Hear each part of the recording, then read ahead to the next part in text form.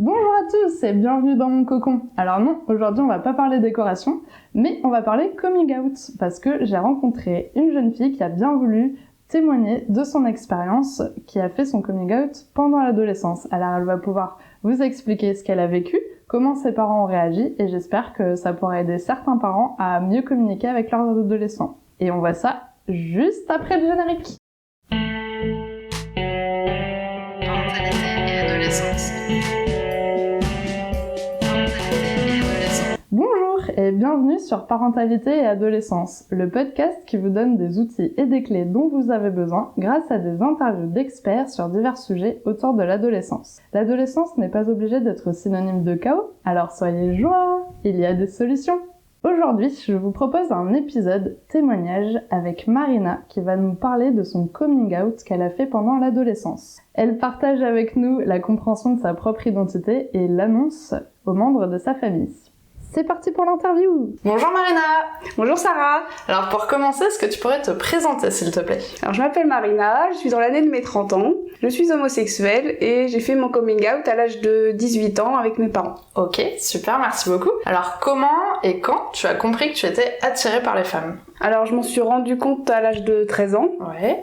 donc c'était au collège. Mon regard était naturellement attiré par les filles, pas par les garçons. Donc c'est quelque chose que j'ai vécu assez facilement par rapport à moi-même, parce que en fait j'étais déjà assez solitaire en fait à cette époque-là, un peu seule dans mon coin, et j'étais déjà jugée par rapport à ça. D'accord. Donc on va dire une différence de plus ou de moins, pour moi ça changeait pas grand-chose. Et du coup je l'ai vécu assez bien à ce moment-là. Ouais. Par contre je l'ai pas avoué, je l'ai pas dévoilé aux camarades de classe parce que je voulais pas rajouter en fait une discrimination supplémentaire par rapport à ça. Donc c'est vrai que je suis restée assez cachée. Ok. Comment as-tu géré cette compréhension de ta propre identité et est-ce que tu as cherché des informations quelque part ou bien à discuter en fait avec quelqu'un? Bah en fait ça se passait pas forcément très bien avec mes parents. Comme j'étais adolescente, j'avais un côté un peu rebelle, je voulais pas faire ce qu'on me disait, donc avec mes parents voilà, c'était pas forcément le moment de le dire. Après avec ma famille ou avec d'autres personnes, je n'avais pas de personne en qui j'avais assez confiance pour en parler. Donc mon échappatoire, on va dire, ça a été internet. Ouais. J'ai été sur des forums de discussion pour comprendre un peu ce qui se passait en moi et puis voir que j'étais pas la seule dans ce cas-là. Du coup, t'as pu trouver en fait des informations comme ça via l'extérieur et en plus un peu en toute discrétion. Oui, c'est ça. Après, sur Internet, j'ai aussi commencé à discuter avec d'autres filles, aller sur des sites de rencontres, etc. Ça m'a permis d'avoir d'autres témoignages, d'autres expériences. Mais après, c'est vrai que de discuter avec des inconnus sur Internet quand on est jeune adolescente, c'est pas forcément la meilleure chose à faire. Bah, t'as trouvé l'information où tu pouvais, quoi. Ouais, voilà, c'est ça. Après, moi, c'est comme ça que je l'ai géré à ce moment-là. Ok. Quand et comment as-tu décidé d'en parler à tes parents? Ah La fameuse question. C'est ça. Alors j'ai décidé de leur en parler à l'âge de 18 ans. Ok. C'était une façon pour moi d'assurer mes arrières, parce que je savais pas du tout comment ils allaient réagir. Donc voilà, je me suis dit à 18 ans, je commençais à être indépendante, je faisais mes études, je partais pour la semaine, donc je rentrais que le week-end. Donc je me suis dit si jamais ça se passe mal, j'aurais toujours un moment pour souffler. Donc à un moment donné, après mes 18 ans, il y a un week-end où je me suis dit, ce week-end-là, c'est maintenant. Tu le dis à tes parents ce week-end-là. Voilà, dans ma tête, j'étais vraiment partie pour ce week-end-là, j'y vais, je le dis. Et en fait, le problème que j'ai eu, c'est que je trouvais pas le moment idéal pour le dire. Ouais. Voilà, c'est ça. J'étais là au moment du repas, ils sont en train de manger, ma mère va s'étouffer. Quand mon père lit le journal, quand ma mère lit le magazine, mon du café, enfin voilà, je trouvais vraiment pas le moment. Et en même temps, je voulais pas non plus que ce soit quelque chose de solennel ou dire papa, maman, asseyez-vous, j'ai envie de vous dire un truc. Ouais. Je voulais pas que ce soit quelque chose en mode dramatique, comme si j'allais annoncer que j'allais avoir un cancer. Je voulais pas quelque chose de dramatique. Et comme j'ai pas réussi à le dire, j'ai écrit un petit mot. Et puis ce mot-là, j'ai laissé dans ma chambre et je suis partie pour la semaine pour mes études. Et là, t'as dû attendre du coup que quelqu'un trouve cette lettre. C'est ça. Ça va, je l'avais mis en évidence. Là, j'ai attendu un peu et puis c'est mon père qui m'a appelé. Et quand il m'a appelé, en fait, dans sa voix, j'ai senti que, comme si c'était passé quelque chose de grave, en fait. Il avait la voix comme si quelqu'un était décédé, limite. Enfin voilà, c'était vraiment une voix un peu nouée et tout, et je me suis dit, oula, c'est pas passé. Du coup, je sentais qu'il était un peu triste, et je lui ai demandé, et maman, elle en pense quoi? Et c'est là qu'il m'a dit, tu verras ce week-end. Suspense. C'est ça. Donc je me suis dit, déjà par rapport à sa réaction, ses émotions, que ma mère l'avait mal pris et que lui, il en était attristé, quoi. Ouais. Mais du coup, ton père t'a pas forcément dit ce que lui, il en pensait ou... Il me l'a pas dit. Je pense qu'il gérait... En fait, il était sous le coup de l'émotion et je pense qu'il a dû voir la réaction de ma mère en même temps et c'était plus vraiment dans l'émotionnel et il a pas forcément su trouver des mots pour dire ce qu'il en pensait. C'était plutôt genre, ils étaient assez étonnés, assez surpris parce que je l'avais tout le temps caché, voilà, je ramenais personne à la maison, voilà, ça s'est arrivé comme ça, je l'avais très très bien caché, ils s'en doutaient pas, quoi. Et donc ça leur est un peu tombé dessus, comme ça, plouf. Et du coup, t'as dû y retourner le week-end suivant. C'est ça. Donc, arrivé le vendredi soir, j'arrive, je pose à peine mes bagages, et là, tout de suite, avec ma mère, on s'est disputé. C'est parti directement. Elle me dit que j'allais gâcher ma vie, que voilà, elle voulait pas d'une fille comme moi, que voilà, j'allais pas y arriver, et puis elle s'inquiétait pour moi, je allais subir des discriminations, j'allais pas être heureuse, enfin voilà, il y avait eu beaucoup d'inquiétudes. Et elle m'a balancé vraiment tout ça d'un coup. Moi j'essayais de me défendre comme je pouvais, de lui expliquer mon point de vue. Mais bon, on était vraiment tellement dans des émotions fortes que c'était assez violent. Moi j'ai fini en larmes et à un moment donné je l'ai insulté, après voilà, je me suis pris une grosse gifle et le débat, la discussion a été close à ce moment-là. Ok. En fait, après je me suis rendu compte que j'ai dû faire plusieurs coming out entre guillemets parce que je devais toujours remettre le sujet sur la table, ouais. Toujours en reparler. Par contre, ça me demandait quand même du courage parce que je savais qu'on allait encore se disputer. Ouais. Je savais que voilà, on allait encore pas réussir à trouver un terrain d'entente. Mais voilà, moi c'était mon objectif quand même de toujours ramener le sujet, en parler pour que ça puisse se décoincer au bout d'un certain temps. Et puis surtout, c'est qu'au final, ta maman, donc elle a exprimé en fait ses peurs. Mais au final, c'est qu'elle avait peur pour toi. Mais est-ce qu'elle avait peur aussi pour elle? Oui. Après ça, je l'ai compris, en fait, c'est grâce à mon père. Parce que lui, il faisait un peu le tampon entre ma mère et moi, il était l'interlocuteur. Lui, il était un peu attristé par la situation. Du coup, il allait voir ma mère, et à ma mère, il lui disait, oui, notre fille, voilà, elle peut très bien être heureuse comme ça, je sais pas si grave, etc. Et moi, il allait me voir en essayant d'expliquer pourquoi ma mère réagissait comme ça. Du coup, il m'a expliqué genre, qu'elle avait l'impression d'avoir raté, entre guillemets, son rôle de mère, d'avoir été une mauvaise mère, qu'est-ce qu'elle a fait, est-ce qu'elle a mal éduqué son enfant, qu'est-ce qu'on va penser d'elle, est-ce qu'au niveau de la famille, est-ce qu'elle va être rejetée elle-même par sa propre famille parce que son enfant est homosexuel. Et puis elle avait énormément d'inquiétude pour moi, voilà, parce que c'était, voilà, chaque parent se fait une image par rapport à ses enfants, à l'avenir, et en fait voilà, tout ça s'écroulait, et elle avait beaucoup d'inquiétude. Et elle-même ne connaissait pas forcément de parents qui avaient d'enfants homosexuels non plus. Du coup, elle se faisait pas mal d'idées. Ouais, elle avait pas vraiment aussi de preuves que ça pouvait bien se passer. Elle avait pas cette image aussi en se disant bah oui, ma fille est homosexuelle, mais ça peut aller, ça va aller. Et du coup, elle s'est fait ses propres en fait histoires et oui, voilà, elle a pas été chercher l'information, des informations positives sur le sujet en fait. Ouais. Pour elle, elle était restée par rapport à l'ancienne génération aussi. Ouais. C'était quelque chose, voilà, quand on était homosexuel, voilà, c'était beaucoup caché et puis les personnes ne le vivaient pas forcément bien ou ne pouvaient pas le vivre forcément bien par rapport à la société comme elle était, quoi. Eh oui. Du coup, pendant combien de temps vous êtes resté comme ça avec ta maman dans cette incompréhension et à pas arriver à ce que ça se passe forcément bien en parlant de ce sujet-là? Ça a duré plusieurs années, oui. C'est long. On va dire que pendant 5 ans, on va dire, je ramenais le sujet et on se disputait. Okay. Donc on se disputait, et puis après, avec mon père, comme il était l'interlocuteur aussi entre ma mère et moi, après on a réussi à en discuter calmement. D'accord.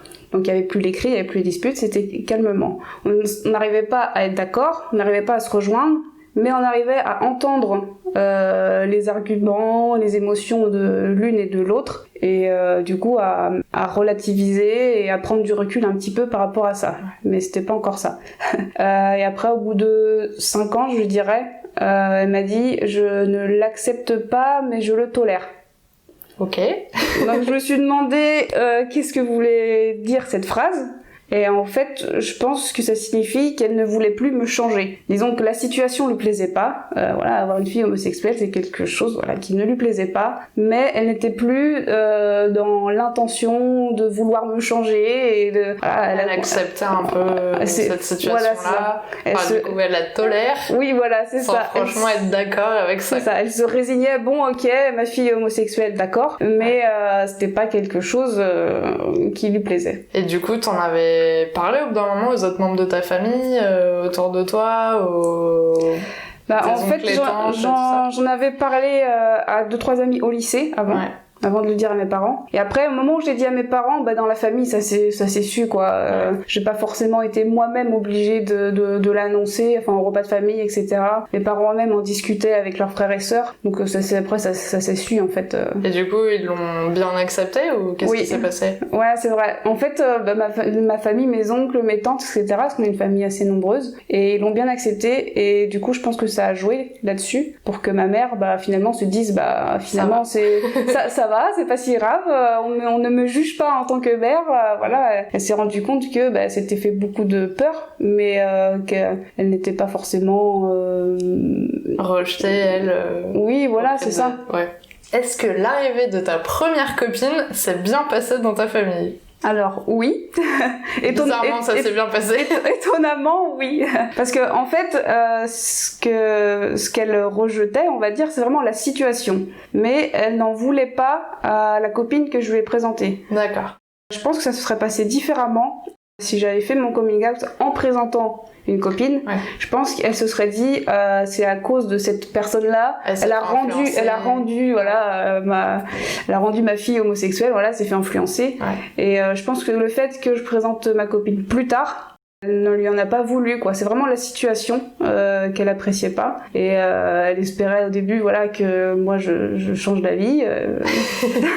Est-ce que tu penses qu'à l'heure actuelle ta maman a accepté ton homosexualité? Alors je pense que oui. c'est vrai que là, par rapport à tout ce que j'ai décrit auparavant, on pourrait croire que je suis toujours un peu en froid, etc. avec ma mère. Mais en fait, au fur et à mesure des années, parce que je suis restée quand même 8 ans avec ma copine, et l'année dernière, on s'est séparés. Et du coup, pendant toutes ces années, ma mère s'est attachée à sa belle-fille. Oui. Y a des liens qui se sont créés, voilà, elle faisait partie de la famille. Et au moment où on s'est séparés, elle a pleuré parce qu'elle voyait que finalement on avait été heureuses et que là, on était dans une période où on souffrait un peu toutes les deux, parce que c'est jamais évident les séparations après une longue relation. Et elle a pleuré parce que ma copine, elle allait moins la revoir et qu'on se séparait. Donc je me suis dit à ce moment-là, je pense que là, c'était une petite victoire. Oui. C'était un moment triste, mais une petite victoire pour ta maman et toi et pour votre relation, du coup, et de se dire que potentiellement la prochaine ça se passerait aussi bien et que peut-être elle avait aussi un petit peu accepté cette situation-là, et toi, du coup, aussi, et tes choix, et que c'était aussi chouette que ça se passe comme ça. Et du coup, depuis, est-ce que vous en avez reparlé ou pas du tout? Tu remets plus du tout le sujet sur le tapis comme avant, parce que maintenant, pour toi, c'est intégré et elle a compris ça, ou vous en reparlez de temps en temps quand même? C'est vrai qu'on n'a pas reparlé forcément. Après, on parlait plutôt de la relation que j'avais avec Steph et de comment je vivais ma séparation, etc. On était plus dans des questions comme les questions dans des relations hétéro au final. C'était pas le sujet de est-ce que c'est une femme, c'est le sujet comment tu vas là. C'était plus. C'est bien. Du coup, vous aviez récupéré un petit peu cette relation mère-fille sur n'importe quelle situation, et dont les chagrins d'amour. C'est ça. Qu'est-ce qui aurait pu t'aider à l'époque, d'une part à mieux comprendre ce que tu vivais, et d'autre part à peut-être en parler plus rapidement à tes parents? Ce qui m'aurait aidé, c'est d'avoir leur avis en fait sur la question, sans forcément qu'ils m'en parlent directement, mais qu'ils évoquent au moins le sujet de l'homosexualité, parce que on n'avait pas la télé, donc par exemple on voyait pas la Gay Pride le défilé tous les ans, et on le voyait pas. À la radio on n'en parlait pas plus que ça. Au niveau des médias, on n'en parlait pas vraiment. Et à table, etc., on n'en discutait pas. Enfin, le sujet n'avait jamais été évoqué, c'est comme si ça n'existait pas.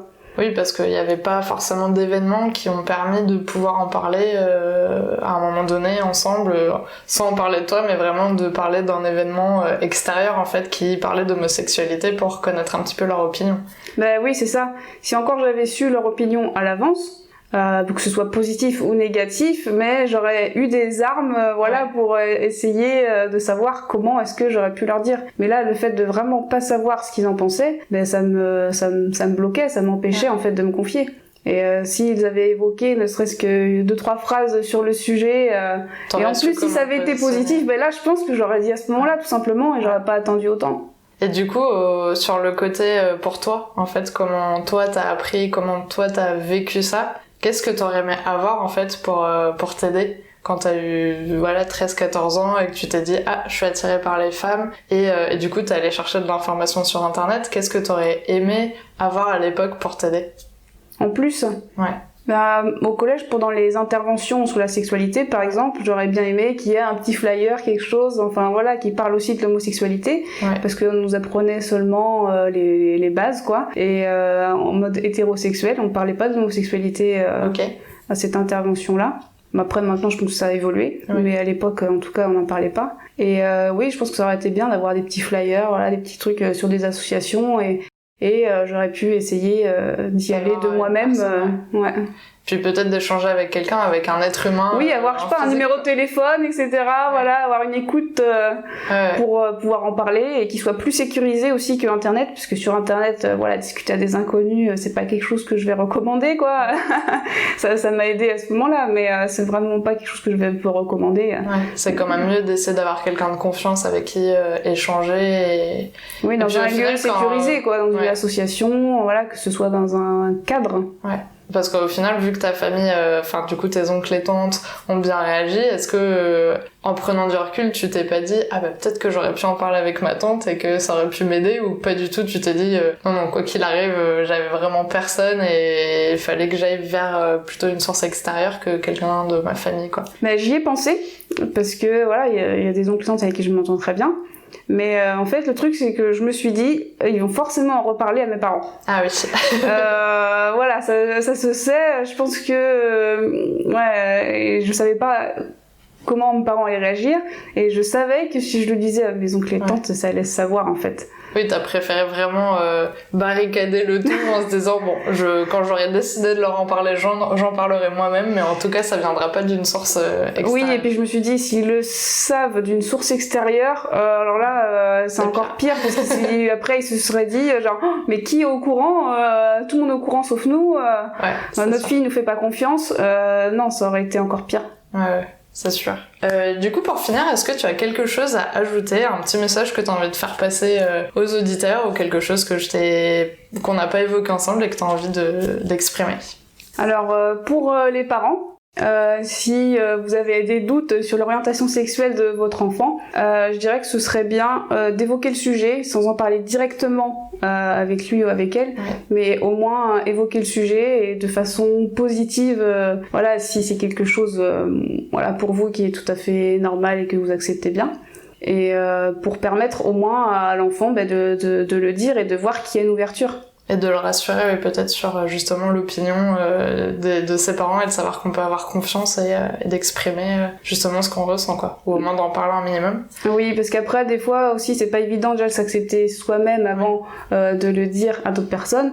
Bon, moi, ça va que je l'ai accepté assez facilement avec moi-même. Mais déjà, il y a ces deux phases-là, en fait. Donc, si la personne a du mal déjà, a honte d'elle-même, si en plus elle s'aperçoit que avec ses parents elle ne sait pas du tout ce qu'ils en pensent et a vraiment peur des réactions, ça va être encore plus compliqué pour le dire, quoi. Super. Bon, en tout cas, merci beaucoup. Merci à toi, Sarah. Je suis très très contente que tu aies pu partager ce témoignage et ce moment de vie sur ce podcast. J'espère que ça aidera des parents à justement pouvoir échanger avec leurs ados, essayer de communiquer justement là-dessus avec eux, et avec confiance et bienveillance. Oui, parfaitement. En tout cas, merci beaucoup à toi, c'était super. Merci à toi aussi, Sarah. Merci d'avoir regardé la vidéo jusqu'au bout, j'espère qu'elle vous a plu. N'hésitez pas à la partager si ça peut aider d'autres parents. À nous laisser un commentaire, ça nous fera très plaisir et on se retrouve la semaine prochaine pour un nouvel épisode. À bientôt!